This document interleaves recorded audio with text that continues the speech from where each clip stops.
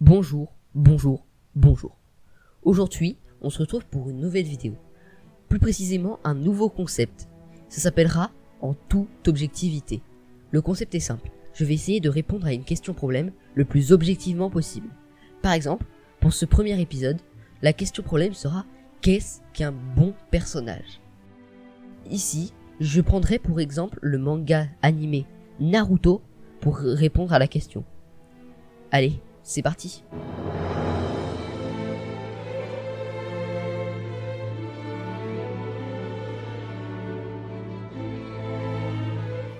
Pour savoir ce qu'est un bon personnage, on va déjà devoir établir des critères. Le premier critère est l'utilité du personnage à l'histoire et au personnage principal. Jiraiya est un parfait exemple.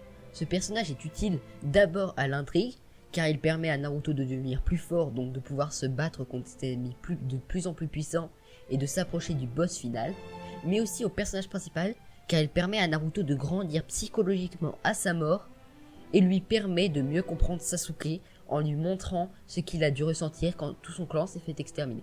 A l'inverse, Kaguya, elle, n'est pas un personnage très utile à l'histoire, car elle apparaît juste à la fin de la série en mode « Ah gna gna, je suis la grande méchante surcheatée qui vient de l'espace ».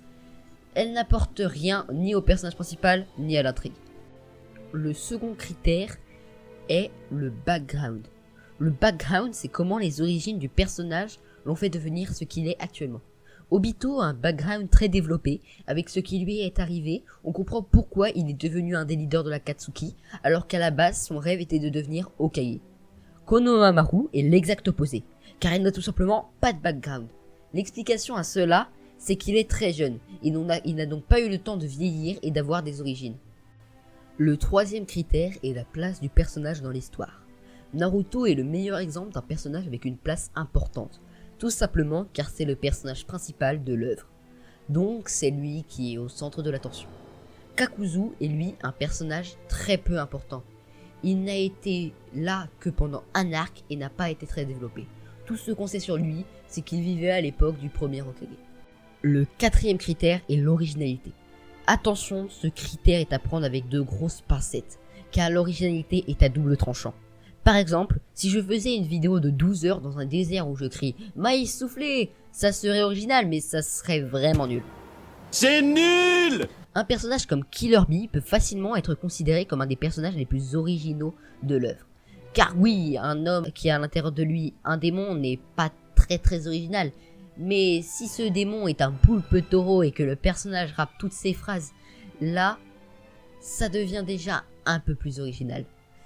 L'inverse d'un personnage original serait Sasuke, car le BG dark ténébreux qui a pour seul but la vengeance, on a déjà vu ça 1000 fois.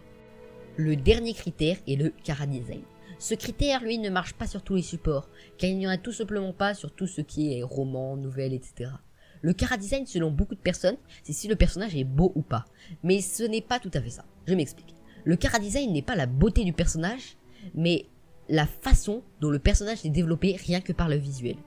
En restant sur l'exemple de Naruto, Kakashi a un chara-design développé, car on comprend directement à sa vue quel type de personnage ça va être. Son foulard sur la bouche montre un personnage plutôt réservé, qui ne parle pas beaucoup. Son bandeau tombé sur l'œil montre qu'il est un peu désordonné car ne l'ayant pas dans la norme des autres ninjas, etc., etc. Par contre, un personnage comme Iruka, lui, a un chara-design peu développé, car à sa vue, on peut rien apprendre de vraiment intéressant sur sa personnalité. Si il avait été un personnage mystérieux, ça aurait été intéressant, mais là, on voit juste un ninja lambda perdu au milieu de la foule. On ne comprend pas sa bienveillance et son grand cœur. Si on utilise tous ces critères, le meilleur personnage de Naruto est Itachi. Après, je sais que tout le monde ne va pas être d'accord, mais il faut pas oublier qu'on cherche une réponse en toute objectivité. Merci d'avoir regardé cette vidéo, j'espère que ce nouveau concept vous aura plu. Je pense en refaire d'autres dans l'avenir sur d'autres thèmes, n'hésitez pas à m'en proposer dans les commentaires, et sur ce, ciao.